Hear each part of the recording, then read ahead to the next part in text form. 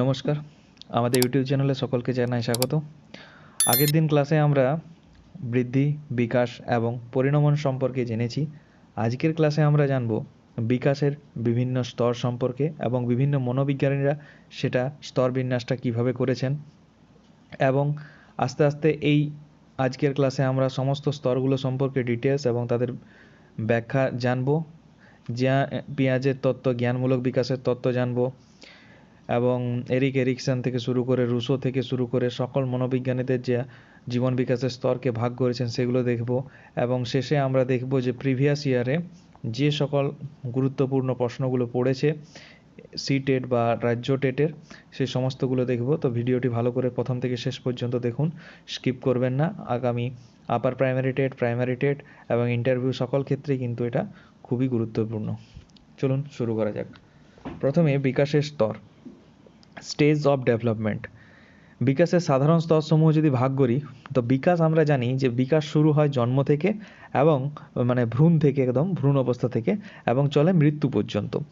তাহলে বিকাশের প্রথম স্তরটাকে প্রাক জন্মকালীন স্তর বা প্রিনেটাল স্টেজ বলে, অর্থাৎ জন্মের আগে পর্যন্ত যেটা স্তর, গর্ভধারণ থেকে জন্ম পর্যন্ত প্রায় 40 সপ্তাহ পর্যন্ত। বৈশিষ্ট্য কি? ভ্রূণ গঠন, দ্রুততম শারীরিক বৃদ্ধি হয়, সমস্ত অঙ্গ প্রত্যঙ্গের বিকাশ ঘটে ইত্যাদি। তারপরে আসছে শৈশব স্তর। এটাকে বলা হয় থেকে সময়কালটা জন্ম থেকে প্রায় 2 বছর, হ্যাঁ, ইনফ্যান্ট স্টেজ বলা হয় তাকে। বৈশিষ্ট্য কি? দ্রুত শারীরিক এবং চলনমূলক বিকাশ ঘটে, যেমন হামাগুড়ি দিতে শেখে, বাচ্চা হাঁটতে শেখে, একটু একটু করে কথা বলতে শেখে, কয়েকটা বস্তু এবং বস্তু স্থায়িত্ব, হ্যাঁ, সম্পর্কে ধারণা তৈরি হয়, এবং ভাষার প্রাথমিক কিন্তু শুরু হয়। আর একটা জিনিস মনে রাখতে হবে যে দৈহিক, এই যে দৈহিক দ্রুত শারীরিক বিকাশ হয়, দৈহিক বিকাশ সবচেয়ে দ্রুত হয় 0 থেকে প্রায় 2.5 বছর পর্যন্ত, এটা সবচেয়ে দ্রুত হয়। তারপরে আবার দ্রুত হয় বয়স সন্ধিকালে বা কৈশোর অবস্থায়, ওটা পরবর্তীকালে আমরা আরও পড়ছি। এরপর আসছে প্রারম্ভিক বাল্যস্তর বা আর্লি চাইল্ডহুড স্টেজ, 2 বছর থেকে 6 বছর। এটাকে খেলার বয়স বলা হয় বা প্রাক বিদ্যালয় বয়স। আমরা জানি যে প্রথম শ্রেণীতে বিদ্যালয়ে যখন ভর্তি হয় তখন বাচ্চার বয়স অবশ্যই 6 বছর হতে হবে। প্রি প্রাইমারির ক্ষেত্রে সেটা বর্তমানে আমাদের 5 বছর। আচ্ছা, এরপর কল্পনাপ্রবণ খেলার বৃদ্ধি ঘটে, ভাষার ব্যাপক বিকাশ ঘটে এই বয়সে, সামাজিক দক্ষতা বিকাশ ঘটে, যেমন ভাগ করে নেওয়া, একে অপরের সঙ্গে কোনো কিছু ভাগ করতে শিখল। এরপর আসছে উত্তর বাল্যস্তর, 6 থেকে 12 বছর। এটাকে বিদ্যালয় বয়স বলা হয়, এই সময় বিদ্যালয়ে বাচ্চারা পড়ে। বৌদ্ধিক ক্ষমতা, যুক্তিপূর্ণ চিন্তাভাবনার বিকাশ, বন্ধু ও দলগত খেলার প্রতি আগ্রহ বৃদ্ধি পায়। এইটা খুব ইম্পর্টেন্ট এখানে, যে এটাকে কি বলা হয় না, দল গঠনের বয়স বা গ্যাং এজ বলা হয়। এখান থেকে কিন্তু প্রচুর প্রশ্ন আসে, এটা মনে রাখতে হবে। দল গঠনের বয়স বা গ্যাং এজ, এটাকেই বলা হয় থাকে উত্তর বাল্য স্তরটাকে, 6 থেকে 12 বছর প্রায়। নেক্সট দেখা যাক। নেক্সট হচ্ছে কৈশোর স্তর বা অ্যাডোলেন্স, সময়কাল 12 থেকে প্রায় 18 বছর বা 19 বছর পর্যন্ত। বৈশিষ্ট্য কি? দ্রুত শারীরিক পরিবর্তন, যৌবন প্রাপ্তি, মানসিক ও আবেগগত অস্থিরতা, নিজস্ব পরিচিতি গঠনের চেষ্টা এই স্তরের প্রধান বৈশিষ্ট্য। এটাকেই বলা হচ্ছে বয়স সন্ধি স্তর। এটাকে ঝড়ঝঞ্ঝা স্তর বলা হয়ে থাকে। স্ট্যানলি হল ঝড়ঝঞ্ঝার সময় বলেছেন। এরপর আসছে প্রাপ্তবয়স্ক স্তর, অ্যাডাল্টহুড, কৈশোর পরবর্তী থেকে প্রায় মৃত্যু পর্যন্ত, অর্থাৎ 18-19 বছর থেকে প্রায় মৃত্যু পর্যন্ত। এটাকে আরও ভাগ করা যায়, অনেকে ভাগ করেছেন 19 থেকে 40 বছর, এই সময় কর্মজীবন চলে। 40 থেকে 65 বছর, এটা পরবর্তী প্রজন্মের দিক নির্দেশনা করা হয় সেই সময় থেকে, এবং 65-র উপরে রিটায়ারমেন্ট স্টেজ বা অবসর গ্রহণের সময়, এবং এটা জীবনের পর্যালোচনা করে এই সময়টা অনেক সময় মানুষ। এরপর নেক্সট দেখা যাক, ভেরি ভেরি ইম্পর্ট্যান্ট আমাদের, যার টপিক না পড়লেই নয়, এবং এটা থেকে প্রশ্ন আসেই আসে, একটা না একটা প্রশ্ন যে কোনো ক্ষেত্রে। সেটা হচ্ছে পিঁয়াজের জ্ঞানমূলক বিকাশের তত্ত্ব। তো প্রথমে জেনে নিই পিঁয়াজে কে ছিলেন। পিঁয়াজে মানব শিশুর চিন্তাভাবনা এবং জ্ঞান অর্জনের প্রক্রিয়াকে প্রধানত 4টি ভাগে, ইনি একটি সাইকোলজিস্ট ছিলেন, হ্যাঁ, সুইস সাইকোলজিস্ট ছিলেন, এটা মনে রাখতে হবে। এরপর আমরা মেনলি এখানে জ্ঞানমূলক বিকাশের স্তরটা সম্পর্কে জানছি আজকে, এবং এইটা নিয়ে নেক্সট একটা ক্লাসে আমি কিন্তু এটা নিয়ে আলাদা করে আলোচনা করব, যা পিঁয়াজের সম্পর্কে। ভেরি ভেরি ইম্পর্ট্যান্ট যে তিনি এই জীবন বিকাশের স্তরগুলি, জ্ঞানমূলক বিকাশের স্তরটিকে বিশেষ করে 4টি ভাগে ভাগ করেছেন। একটা হচ্ছে সংবেদন সঞ্চালকমূলক স্তর, যেটাকে বলা হয় সেন্সরি মোটর স্টেজ। এই সময়কাল কত না জন্ম থেকে প্রায় 2 বছর পর্যন্ত। এই সময়ের বৈশিষ্ট্য কি, এই স্তরে শিশু তার ইন্দ্রিয় দেখা, শোনা, স্পর্শ করা এবং শারীরিক চলন যেমন হাত দিয়ে ধরা, মুখ দিয়ে চোষা মাধ্যমে জগৎকে জানাতে পারে। এই সময় বস্তুর স্থায়িত্বের বা অবজেক্ট পার্মানেন্স ধারণা জন্ম নেয়। এটাও খুব ইম্পর্ট্যান্ট, অবজেক্ট পার্মানেন্স। আর একটা সবচেয়ে বেশি ইম্পর্ট্যান্ট, যেটা থেকে সিটেট বা রাজ্য টেটে প্রশ্ন আসেই আসে, আত্মকেন্দ্রিকতা। এই সময় ইগোসেন্ট্রিজম কোন সময় লক্ষ্য করা যায় না, এটা সংবেদন সঞ্চালকমূলক স্তর, এটা মনে রাখতেই হবে। নেক্সট আসা যাক প্রাক সক্রিয়তা স্তর। প্রাক সক্রিয়তা স্তর বা প্রি অপারেশনাল স্টেজ। এটার বয়স কত? এটার বয়স হচ্ছে 2 থেকে 7 বছর। এই সময় শিশু কি করে না, শিশু প্রতীক যেমন শব্দ, ছবি ব্যবহার শুরু করে, তবে তাদের চিন্তা ভাবনা যুক্তির চেয়ে কল্পনা দ্বারা চালিত হয়, যেখানে তারা অন্যদের দৃষ্টিভঙ্গি বুঝতে পারে না। আর এই স্তরের সবচেয়ে প্রধান বৈশিষ্ট্য হচ্ছে সর্বপ্রাণাবাদ। হ্যাঁ, পুতুল নিয়ে খেলে, হ্যাঁ, সব কিছুতেই কিন্তু প্রাণ খুঁজে পায় এরা। সর্বপ্রাণাবাদ কিন্তু এই স্তরের প্রধান বৈশিষ্ট্য। 3 নম্বর যে স্তরটা হচ্ছে সেটা হচ্ছে মূর্ত সক্রিয়তা স্তর বা কংক্রিট অপারেশনাল স্টেজ। সময়কাল 7 থেকে 11 বছর। এই স্তরে কি কি বৈশিষ্ট্য লক্ষ্য করা যায়? এই স্তরে শিশুরা মূর্ত, যেগুলোকে ছুঁতে পারে সেই রকম জিনিস, বস্তু ও ঘটনার উপর যুক্তিপূর্ণভাবে চিন্তা করতে পারে, তারা সংরক্ষণ করতে পারে সেই চিন্তাটাকে, শ্রেণীবিন্যাস করতে পারে এবং ক্রমিকীকরণ বা পরপর ক্রমিক ক্ষমতা অর্জন করে। তারপরে আসছে আমাদের যৌক্তিক সক্রিয়তা স্তর, ফর্মাল অপারেশনাল স্টেজ। সময়কাল 11 বছর থেকে প্রায় প্রাপ্তবয়স্ক 18 বছর পর্যন্ত। এই স্তরের বৈশিষ্ট্য কি? এই স্তরে কিশোর কিশোরীরা বিমূর্ত চিন্তা, হ্যাঁ, ধারণা, হাইপোথিসিস বা অনুমান, হ্যাঁ, এবং দার্শনিক বিষয় নিয়ে চিন্তা করার ক্ষমতা লাভ করে। এই ছিল পেঁয়াজের জ্ঞানমূলক বিকাশের তত্ত্ব। মোস্ট ইম্পর্টেন্ট যে 2-3টে জায়গা যেগুলো দাগ করেছি, সেগুলো থেকে কিন্তু বারবার প্রশ্ন আসেই আসে, এগুলো দেখে নিতে হবে। এরপরে চলে আসা আরেক মনোবিজ্ঞানী এরিক এরিকসন সম্পর্কে দেখে নিই। এরিক এরিকসন মানুষের পুরো জীবনকাল জুড়ে 8টি মনোসামাজিক সংকট বা চ্যালেঞ্জের কথা বলেছেন। প্রতি স্তরের প্রধান চ্যালেঞ্জ সফলভাবে সমাধান করলে ব্যক্তিত্বের একটি গুণ বা শক্তি অর্জিত হয়। দেখা যাক। প্রথম স্তর, এজ হচ্ছে 0 থেকে 1 বছর। এখানে বিশ্বাস বনাম অবিশ্বাস, ট্রাস্ট ভার্সেস মিসট্রাস্ট।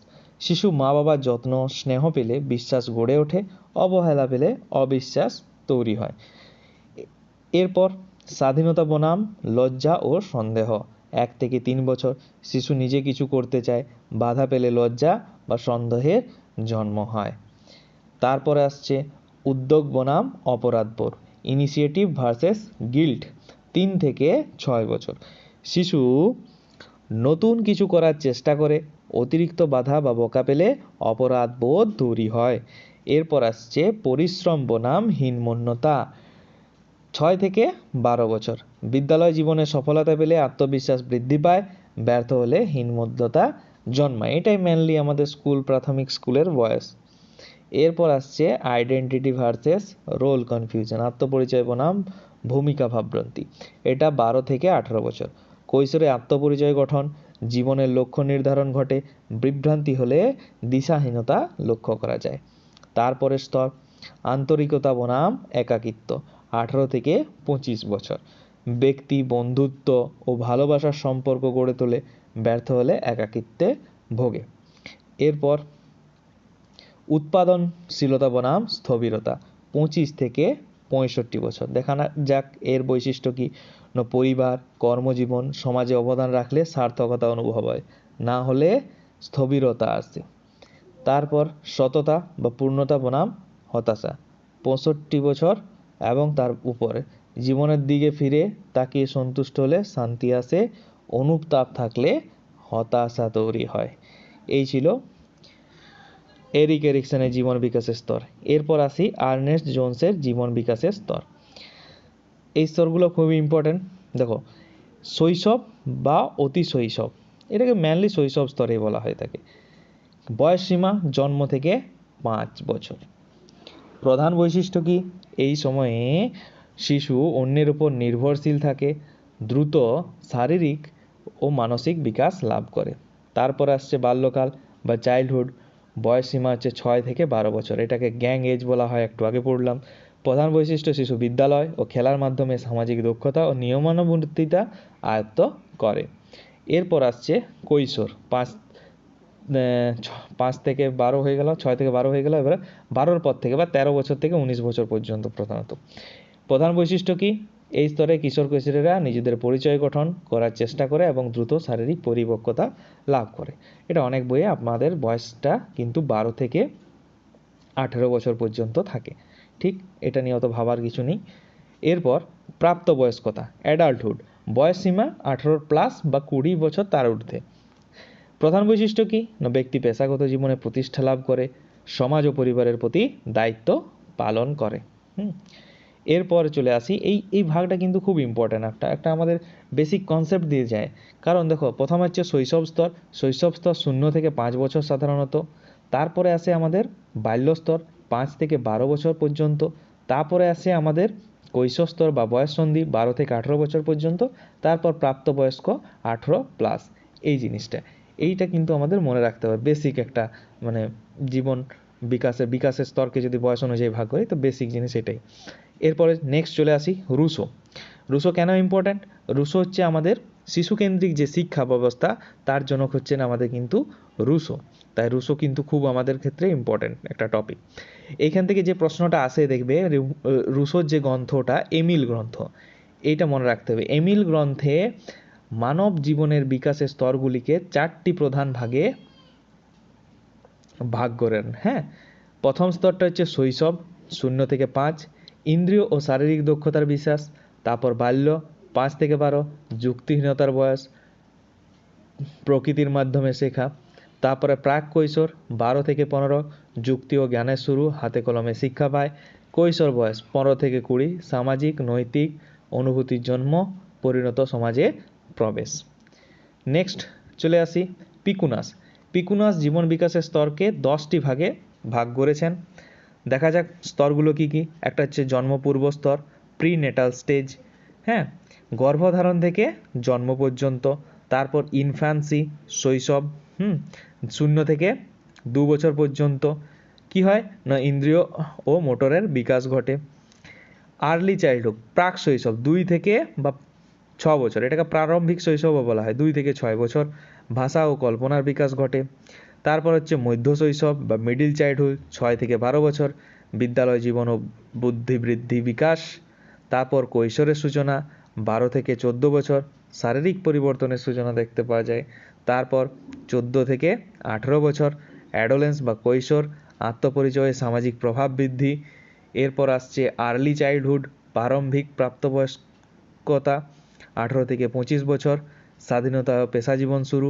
তারপর হচ্ছে মিডিল অ্যাডাল্টহুড, প্রাপ্তবয়স্কতা, মধ্য প্রাপ্তবয়স্কতা, 25 থেকে 50 বছর, পরিবার ও দায়িত্বের সময়। তারপর পরিণত প্রাপ্তবয়স্কতা, 50 থেকে 65 বছর, জীবনের মূল্যায়ন। তারপর ওল্ড এজ, 65 থেকে তার উপর। হ্যাঁ, এটা অবসর জীবন, এটা নির্ভরতার উপর নির্ভর করে। এরপর দেখো, তাহলে 10টা ভাগ আমরা কিন্তু পিকুনাসের দেখে নিলাম। এরপর আমাদের শুরু হয়ে যাচ্ছে প্রিভিয়াস ইয়ারের কোশ্চেন, আগের বছর যে কোশ্চেনগুলো পড়েছে। দেখো, আত্মকেন্দ্রিকতা যেটা বললাম, ইগোসেন্ট্রিজম, পেঁয়াজের জ্ঞানমূলক বিকাশের স্তরে প্রথম যে স্তর সেন্সরি মোটর স্টেজ বা সংবেদন সঞ্চালনমূলক স্তর, সেই স্তরের প্রধান বৈশিষ্ট্য কিন্তু ইগোসেন্ট্রিজম। দেখো, এটা নিয়ে কতগুলো প্রশ্ন এসছে, প্রত্যেক বছরেই প্রায় এসছে। একটি শিশু যখন বিশ্বাস করে যে অন্য ব্যক্তিরা ঠিক সেইভাবেই অনুভব করে বা চিন্তা করে যেমনটি সে নিজে করে, তখন পেঁয়াজের জ্ঞানমূলক বিকাশের পরিভাষায় এটিকে কি বলা হয়? দেখো, যদি অপশানটা না বুঝতে পারি, সহজ উপায় হচ্ছে অপশানগুলোকে কাটতে শিখতে হবে, যে এটা হবে না। দেখো, বস্তু স্থায়িত্ব, এটা কোনোভাবেই না। বস্তু স্থায়িত্ব বোঝাচ্ছে কি? হ্যাঁ, না, কোনোভাবেই হচ্ছে না। সংরক্ষণ, না, সংরক্ষণ না। বিমূর্ত চিন্তা, এটার মধ্যে বিমূর্ত চিন্তা তো আসছেই না, সে নিজে অনুভব করছে। হ্যাঁ, তাহলে এটা হচ্ছে আত্মকেন্দ্রিকতা। সঠিক উত্তর কি? না, আত্মকেন্দ্রিকতা, ইগোসেন্ট্রিজম। সিটেট 2014 সালে কিন্তু এটা পড়েছিল। নেক্সট প্রশ্ন, একজন প্রাক সক্রিয়তার স্তরের শিশু যখন দুটি বড় গ্লাস ভর্তি দুধকে দেখে, ভাবে যে এক গ্লাসে দুধ বেশি আছে, কারণ সেটির আকৃতি লম্বা। তখন এটি শিশুর কোন চিন্তার সীমাবদ্ধতা প্রকাশ করে? যেটা লম্বা গ্লাস সে দেখতে পাচ্ছে সেটাতে কি দেখছে না, সেটাতে দুধ বেশি আছে সেটা শিশু ভাবছে। এটা হচ্ছে বিমূর্ত চিন্তা, কেন্দ্রীকরণ বা আত্মকেন্দ্রিকতা, সংরক্ষণের ধারণা, শ্রেণীকরণের ধারণা। এটা হবে আত্মকেন্দ্রিকতা বা কেন্দ্রীকরণের ধারণা। হ্যাঁ, নিজে নিজে সে ভাবছে। এটা 2016 সালে কিন্তু সিটেটে এসেছিল। তারপরের প্রশ্ন, একটি 5 বছর বয়সী মেয়ে তার খেলনা পুতুলের সাথে কথা বলছে।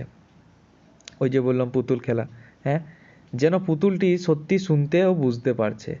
পেঁয়াজের জ্ঞানমূলক বিকাশের দৃষ্টিকোণ থেকে এই বৈশিষ্ট্যকে কি বলে? এটাকে বলা হয়ে থাকে সর্বপ্রাণাবাদ। হ্যাঁ, মেনলি আত্মকেন্দ্রিকতা হচ্ছে কি এটা সর্বপ্রাণাবাদ। হ্যাঁ, এটা আত্মকেন্দ্রিকতা যদি অপশানে থাকে তাহলে হবে, না হলে শুধুমাত্র সর্বপ্রাণাবাদ হবে। আর যেহেতু দুটাই আছে এখানে, তো দুটাই হবে অপশানের মধ্যে। নেক্সট প্রশ্ন, আত্মকেন্দ্রিকতা বলতে কি বোঝায়? না বিশ্বের সব কিছু কেবল তার নিজের দৃষ্টিকোণ থেকে দেখা বা বোঝা, নিজের আগ্রহকে অন্যের থেকে ওপরে রাখা। অপশান 3 হচ্ছে নিজেকে বিশ্বের কেন্দ্র বলে মনে করা। অপশান ডি হচ্ছে নিজের বুদ্ধিমত্তা সম্পর্কে অতিরিক্ত ধারণা থাকে। এটা দেখে বোঝা যাচ্ছে বিশ্বের সব কিছুকে কেবল তার নিজের দৃষ্টিকোণ থেকে বোঝা, এটাই হচ্ছে আত্মকেন্দ্রিকতা। সিটেট 2017 সালে এই প্রশ্নটা এসেছিল। এরপর সর্বপ্রাণবাদ থেকে যে গুরুত্বপূর্ণ প্রশ্নটা আসে, পেঁয়াজের মতে নির্জীব বস্তুকে সজীব এবং প্রাণবন্ত মনে করা শিশুদের চিন্তার যে বৈশিষ্ট্যকে বোঝায় তা হলো, দেখো প্রাণ আছে সব কিছুর মধ্যে, তাহলে হচ্ছে সর্বপ্রাণাবাদ, অ্যানিমিজম। সহজেই পারবো, সিটেট 2013 সালে এসেছিল।